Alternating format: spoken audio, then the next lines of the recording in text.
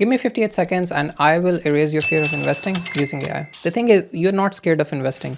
You're scared of picking the wrong stock, not knowing what to look for, and losing money. Top investors don't guess, they follow a system. And I know this because I've been investing over the last 5 years. And thanks to AI, you can build a system which can help you invest better and faster. Pick a company you know of, then paste its ticker into this Perplexity prompt with the finance focus mode turned on. Explain this ticker like I'm 12.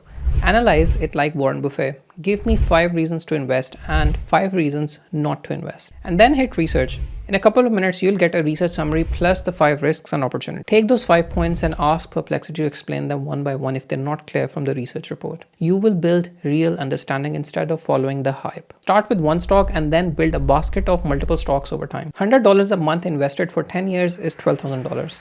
But taking the historical 10% growth of the stock market, that can pass over $20,000. Start now, not someday.